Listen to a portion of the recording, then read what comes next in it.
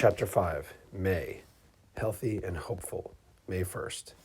Sing then, sing indeed with shoulders back and head up so that song might go to the roof and beyond to the sky. Richard Lillewin. This quote is all about confidence. When we sing with our shoulders back and our heads held high, not only are we able to sing louder and prouder projecting, but we exude a kind of powerful confidence through how we literally hold ourselves. Confidence in what we're singing, confidence in how we're singing, confidence that we enjoy what we're doing and want everyone else to jump on board with us. It makes it easier to sing longer and louder notes when we open up our bodies and our minds to do so. We put ourselves in a position to succeed on these different levels. Conversely, if we are shrugged over and have our head facing down, it's inevitable that we will not be able to sing with as much force because we are closing off the fullness of our lungs, our throats, and our mindset by constricting our bodies. This will in turn make the performance less powerful, less believable, and as a result turn people off rather than turn them on to what we're doing. Let us be confident, for we will inspire more people this way, including ourselves, and leave them feeling better than when they first entered our purview. May 2nd. Every voice has its own beauty. Asif imtias prom. Right on. Whether it be a singing voice or a speaking voice, we all have a unique way of saying or singing words. Take, for instance, someone who grew up in Australia or England. They will most likely have a cool accent that goes along with their speaking voice, like a trickle into their singing voice, or someone from the deep south having that southern twang, if you will, producing a cool southern rock country vibe. Even people from the same general vicinity in New Jersey and New York have unique ways to say the word water. Some call it water, and some say water. We could go on and on about this uniqueness of saying words and in turn singing them. The point is that we all are our own individuals and develop particular ways of saying and singing words to make beautiful poetry and music with our voices. It doesn't mean one is better than the other. It doesn't mean one is right while the other is wrong. It just means they're different, and different is okay. It means that there are multiple ways to say or sing the same words. This is what makes the world go round, the fact that the same song can be sung in different ways, and it's all up to the person who is singing it to deliver it in their own special way. Very neat and profound when you think of it like this. May 3rd, and oh, I want so much to sing. I tell myself no, but it is so hard to keep from singing. Donna Jo Napoli. It is hard to keep from singing, especially if it is something you do for a living. If you do it often enough, it can very much become part of your identity. If this happens, it's hard to separate yourself from the act of singing in any song you sing. It's as if you are one and the same, interchangeable, if you will. Another thing to remember is that since singing makes you feel good, then it makes sense to want to do it all the time. It becomes an easy decision to make. In most cases, it's not even a decision, it's automatic. A simple equation for this might be singing equals happiness or singing equals positivity. You are creating goodness for yourself, which can turn into goodness to everyone else around you. Again, it is a positive feedback loop that keeps coming back again and again. A musical boomerang of sorts. What's not to like about it? I can't think of anything. May 4th, Singing Low and Singing Loud spoke its message to the crowd. Roderick Quinn. I believe what Roderick means is the idea that no matter how we sing, low, soft, loud, hard, high, and anywhere in between, we have the ability to get our message across. The fact that we are singing to begin with gives us the opportunity to make a difference through our voices and the topics we're singing about. So no matter what your skill level, comfort level, or time, energy, commitment is, sing in the way you are inspired to do so and or how the muse moves you. Just like there's no wrong way to eat a Reese's, there's no wrong way to sing. Now, of course, both of these are more of a metaphorical interpretation rather than a literal one, so it's up to us to discern the signal from the noise. May 5th, God gave me a voice to sing with, and when you have that, what other gimmick is there? I love it. This is exactly what every person, regardless of being a musician, singer, or not, ought to be living their life. We ought to be intentional about the God-given skills, talents, and abilities we were born with, letting them speak for themselves and not trying to devalue their beauty. Too many people try to come up with a shtick or a gimmick to sell themselves because we're told to be different so as to set yourself apart from the pack or stand out. But Whitney throws the hammer down with this quote because at the end of the day, if the product isn't up to snuff, then all the marketing and promotion in the world won't matter a lick. It's akin to the old saying in the recording studio, you can't polish a turd. What this means is that if a vocal take, for example, isn't sung with power or conviction, all the fancy bells and whistles of recording software and plugins won't be able to fix it. You have to put great in to get great out. Plus, let's be honest, when you have a voice like Whitney's, you have to let it shine without hesitation or anything else getting in the way, like distractions. It's a one-of-a-kind, once-in-a-generation type voice. May 6th, be like the bluebird who never is blue, for he knows from his upbringing what singing can do. Cole Porter. This is amazing. It's ironic that a bluebird isn't blue as it relates to their mood. To me, it makes a lot of sense because, as we know, bluebirds sing. And we all know that singing makes everything better. Whenever you're feeling down, sing. It will make you feel better. Whenever you're feeling blah, put on a good song and sing. It will certainly make life more worthwhile with meaning and purpose. Whenever you are inspired because a good thing has happened in your life, sing. It will only amplify those feel-good feelings. The coolest thing is that this doesn't only apply to human beings, but to birds as well. Singing does the body good. It also does the mind, heart, and soul good, and not just for the short term either. The long-lasting positive benefits of singing can stay with you and resonate long after you've stopped the act of singing. So if you never stop singing, you'll never feel blue. Easier said than done, but something worth thinking about as it pertains to everyday life and how you want to live it. May 7th. Sometimes the best moment to sing a victory song is in the middle of your battle. Jeremy Riddle. Why would this be the case? If we are in the middle of a battle, then we already had the courage to start and jump into the fight, so to speak. Sometimes this is the step that holds us back from even throwing your hat in the ring, as they say. It can be scary to go head to head with someone on a task or argument or something you're trying to accomplish. It takes guts, fortitude, and the willingness to try without succeeding. All in all, you might fail or not come out in the winning end, but this is okay. You owe it to yourself to at least give it your best / try your hardest. If you don't, there is a good chance you might regret it for years to come. So the fact we've already stepped into the light to put ourselves out there should be celebrated. What better way to celebrate it than through singing a song? This is what I believe Jeremy is referring to when he says this quote. Another way to look at it is that if we sing in the middle of the battle, we are manifesting goodness and victory for the rest of the battle to come out on the winning side when all is said and done. You can see it as an exercise of visualization for yourself. When you visualize winning, the path can become clear as to how you can achieve victory. Ideas will come that you will be compelled to write down and then apply the necessary steps it will take to get to the podium, if you will. May 8th. When I started singing, I couldn't be shut up. Shirley Bassey. Although this is a pretty crude way to say it, it makes perfect sense. Once you let the genie out of the bag or open the can of worms or open Pandora's box, if you will, it's nearly impossible to close it up or put it back in. This is essentially what Shirley is speaking to when she says, when I started singing, I couldn't be shut up.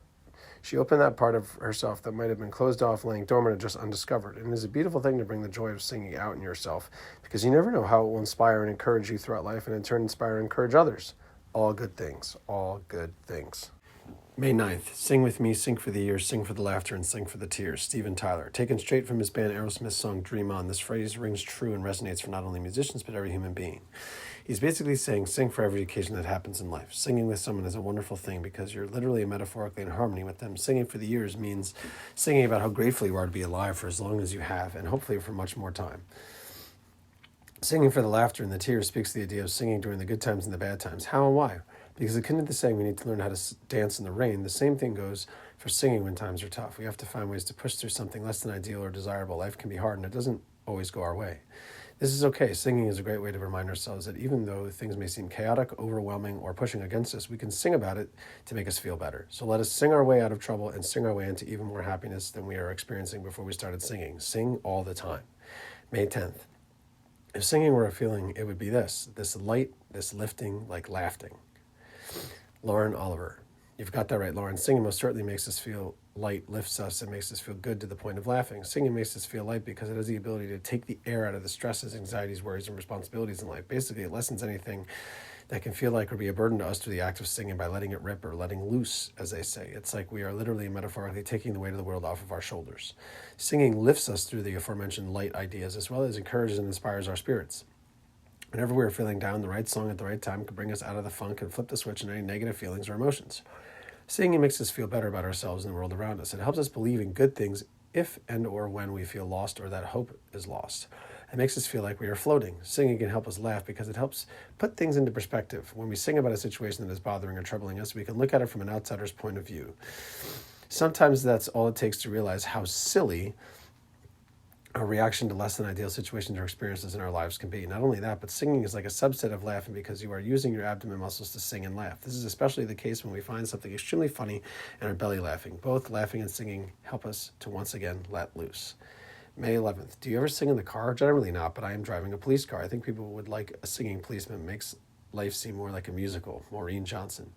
I always sing in the car. In fact, this is where I first discovered my singing voice. Whether I was singing lead, copying what the singer on the radio or CD was doing to sing in various harmonies, the car is where I practiced and honed my craft. Is it the safest to do operating a 2,000-pound vehicle? Probably not, but it is a great place to practice without bothering anyone else at the same time. This is if you are driving by yourself, of course. So I would have to agree that people would love a policeman who sings. It would certainly lighten the mood and give people a reason to be kinder and nicer to policemen and policewomen if you aren't already doing so. Even if you were to be taken to the police station, I bet you would feel really good in the car if the cop who pulled you over was singing How could you not? Singing makes everyone feel good, whether you're the person singing or the person listening to the person singing. If it were someone in the forest doing it, I would argue that it would probably means that much more coming from them. Why? Because it would bring out the humanity in them, showing us that they are more than just those who follow and enforce the law. They are not machines or robots or higher than anyone else. Do we have to respect them? Yes. But it doesn't mean we have to fear them. Singing can help ease the tension, pressure, and seriousness that is brought to the table by those who are in this line of work or service to society. May 12th. Since when does a queen need an excuse to sing? Lorene Safaria. Since when does anyone need an excuse to sing? If the spirit moves you, then by all means sing. It doesn't matter who you are, from the poorest of the poor to the highest member of government, an example, the queen. If something inspires you enough, it is hard to contain this joy within you. We must have an outlet for it, and a healthy one at that, and that outlet can very much be singing. What's great about this is you could do it at a moment's notice. It can happen wherever, whenever, however, and with whomever you desire. Singing for the win. May 13th. I never decided to start singing to be a singer. Stephen Malcolmus. This is so cool. To me, this speaks to the idea of letting something naturally happen on its own. I imagine Stephen just one day singing, not planning for it to happen at all. It just happened. And from there, I'm sure he liked the way it made him feel. So he continued to do it day in and day out. After a while, it just turned into his daily routine and something he enjoyed the art of mastering. We can all take a chapter out of his book in this realm. There was no analysis paralysis here. In other words, he didn't think himself to death on whether he shouldn't do something. He just did it one day organically because he was moved to do so. It wasn't a conscious decision at first. Sometimes these can be our best decisions we make, the ones we don't become a worrywart over. I'm not saying being foolish or reckless with life, but something like singing, why not just go for it? What do you really have to lose? Not only this, but it also says that anyone be a singer if they really want to. Yes, it takes some natural God-given talent to do it well, and not everyone that can be a singer should be a singer, but it's a small example of not overthinking something if you really want to do something. May 14th. Nobody leaves this place without singing the blues. Albert Collins. Although this quote may seem depressing, it is totally true. At some point in life, we will experience hardships, trials, and tribulations, and less than ideal situations or experiences.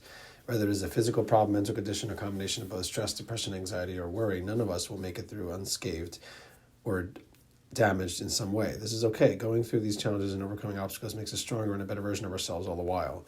We can take comfort in knowing that we all have this in common, and we ought to be helping each other out, encouraging each other along the way as much as we can while we're still alive. After all, none of us will make it out of here alive either. We might as well make it as joyous as possible on the great journey, dare I say, a great adventure we are all on. So let's get together and sing the blues and sing them loud and proud. At the very least, we'll be happier and more fulfilled singing together in harmony with one another than if we weren't singing at all. May 15th. I've taken singing lessons since I was young just to work on technique, Schuyler Lane. There's nothing wrong with that at all. Practice makes you better at your craft, and it's great to continually work on it to become a better version of yourself, and in this case, a better singer. Think of it like putting your 10,000 hours in or getting your reps in to build not only muscle, but muscle memory. And the best part is, the more one works on technique, the easier it becomes to do it naturally. It starts to become how you operate in the realm of singing, and over time, you won't have to consciously think about it at some point once you come close to master it. May 16th. When I'm in the car and somebody comes on the radio singing the high notes, I try to sing along. Burton Cummings. What a concept, to sing for the challenge of hitting high notes while at the same time being in the comfort of your own car where no one else can hear you do it. Singing, that is. It's not easy to hit high notes on a whim, so the fact Burton is willing to do so in the spur of the moment speaks to the ability to jump right in and not be afraid to fail. Of course, it's easier to do so when we feel like no one is listening or watching. Why? Because when we sing, we're putting ourselves out there in the most vulnerable way. It can be scary, and the idea of singing something out of tune or off pitch can be embarrassing. But I would urge you to sing loud and proud for all to hear. The world needs more positivity and beauty in it, and to me, you would only be adding to that by singing anything, including those high notes. May 17th. You're not going to hear me singing songs about Wall Street because I don't know anything about them. Jason Aldean. What a great way to talk about the idea of singing and writing songs for that matter. To write from personal experience and what you know best in life is a ticket to being honest and believable. I found it not only easier but more meaningful to write and sing songs about people, places, things, and experiences I've witnessed to firsthand. Can you write from the eyes of a bystander and make something up entirely that you didn't experience yourself? Sure you can. For me, it's always been more powerful and long-lasting when I write from a place of personal conviction about something or someone I know or am in the process of learning. More detailed words can be used to capture a moment or paint a picture about a scene this way. You can go further into depth on a particular topic when it's something you're familiar with or at least semi-comfortable in.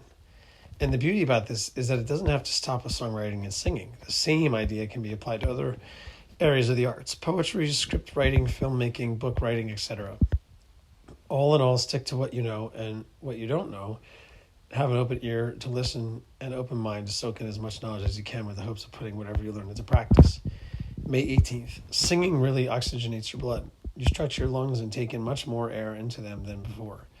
It's really good for your health. Marisa Tomei. This is 100% true. When you sing, you do take in more oxygen than just regular everyday breathing. Singing is a great way to stretch your lungs for deeper, longer breaths, as well as strengthen your diaphragm and stomach muscles, causing you to have a stronger core or midsection. In doing all these things, you are making yourself physically as well as mentally stronger. You know that by pushing yourself in the act of singing, you are increasing your endurance, and this is both a positive physical and mental pick-me-up. How is this so? Because you know you can push yourself past what you thought you could achieve. And that will be a constant reminder of how you could do this over and over again in your life. Singing for the win. May 19th.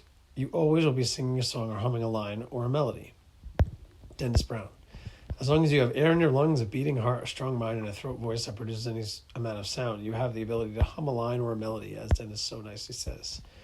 When any of these give out, then that ability is taken away. You need to have all of these in good working condition in order to sing. So let's do our best to put ourselves in a position to do so every day by taking care of each other and ourselves physically, exercising the proper amount of rest, and mentally, emotionally, prayer, meditation, and sleep.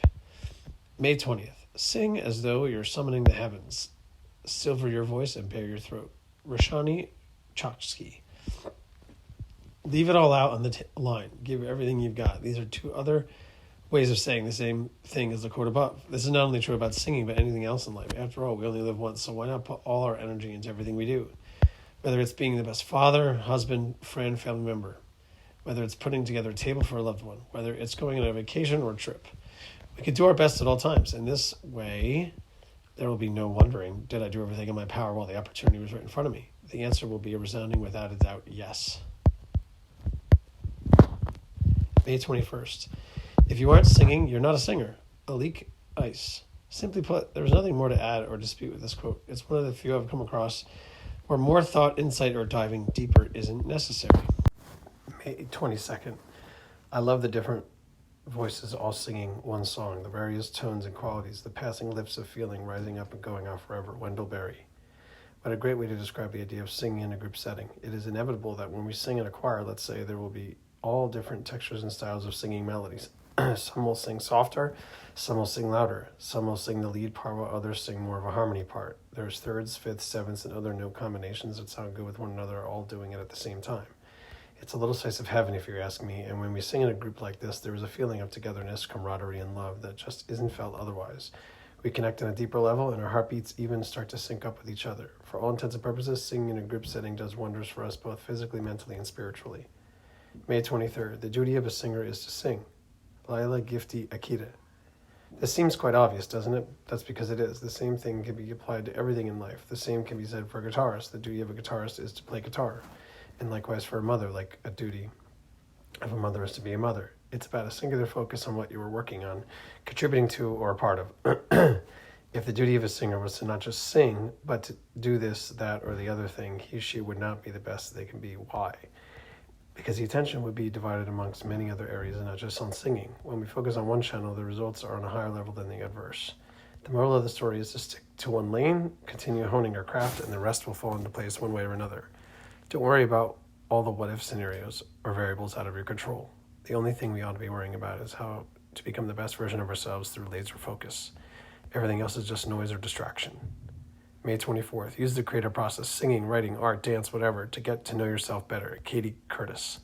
I couldn't agree more, Katie. I write and sing songs, poems, and books in order to get whatever it is that's bothering or inspiring me out of my head onto paper. When I do this, it most certainly helps me to get to know myself better as I dig underneath the surface of these situations or experiences in order to get to the core of the matter. I would go so far to say the same thing applies to creating art, painting or sculpting, as well as dancing, since the artist or dancer not only has to think of an idea or move, he usually then has to execute on it. In order to execute on it, one has to look at it from different angles and viewpoints. In doing so, the creation starts to become clear as to how to fully develop it. Yet again, in order to do this, one has to dig deeper below the surface of oneself, and we may find a new way of doing things, a more efficient way of doing things, so you are more able to enjoy it as well as the listener-viewer. May 25th. The thing I like about singing duets is that I get things out of my voice I never get singing by myself. Linda Ronstadt. Whether you are singing with someone else, duet, working on a business pitch with someone else, small team project, or playing a sport with someone else, doubles tennis, for instance, you inevitably open yourself up to other ideas and other ways of doing things than you would have thought on your own. It's called collaborating. When you collaborate, you provide value of your own while taking in the value of someone else is providing for you. Remember the quote, 2 heads are better than one? This only works if you're ready, willing, and able to leave your ego at the door and do what's best for whatever it is you're a part of or working on. This is what Linda is talking about here. When she sings with someone else, she listens to what they're doing, internalizes it, and produces something unique with her voice that complements her counterpart in real time. This can mean singing a harmony she never has before and pushing her voice to do things she hasn't before. In doing this, she is growing to become a better version of herself through the act of singing. May 26th, you've got a song you're singing from your gut, and you want that audience to feel it in their gut, and you've got to make them think that you're one of them sitting out there with them too. They got to be able to relate to what you're doing, Johnny Cash. You've got it right, Johnny. The man in black does it again. When you sing from your gut, you are putting more into a performance. It becomes visceral, and there is a physicality to it that is lacking when just singing from your head and chest. Usually it means a song is sung in a more powerful way, which translates into the listener really feeling it as well. And the real magic is to be able to do this in front of 10,000 people where everyone feels the same way as you on stage, and make them feel like you're the person right next to them in the crowd singing along. This is akin to being the participant, the observer, the participant, and the observer of the observer. Being all three persons at once is a special and rare event. May 27th, my singing voice isn't like my speaking voice, Brittany Murphy. This is 100% accurate. You are not alone in this, Brittany. Many people's singing voice isn't the same as their speaking voice. Unless you are doing more of a talk singing style of singing. When we talk, it's mostly monotone and at the same volume throughout a conversation. Contrast this with when you sing and you get a totally different way of utilizing your voice in various ways. Singing loud, soft, singing lead, finding harmonies, singing a falsetto, singing all kinds of different notes in one key or in multiple scales, singing words with unique inflections. It also behooves us to have our speaking voice be different from our singing voice. Why? So that people know when we're singing and when we're just conversing. If the average listener can't distinguish between the two, then maybe you ought to stick with your day job, as the saying goes, and not pursue singing at a professional level. And this is okay. Not everyone is meant to take singing to the next level. It doesn't mean we can't enjoy singing as a leisure activity to feel good and let loose. May 28th. It could potentially affect my singing if I wasn't very disciplined about how I eat before I go on stage. Judith Durham.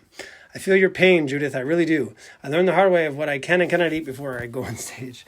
Basically, no dairy, no acidic, as well as spicy foods for me. As much as I love these types of foods, it's better for me to not have it before a performance. Why? Because it makes my stomach a mess, and I end up belching, burping a bunch, even during songs. It's hard to sing when you're thinking about not burping into the microphone. So if I take this off the table, literally and metaphorically, I'm better off.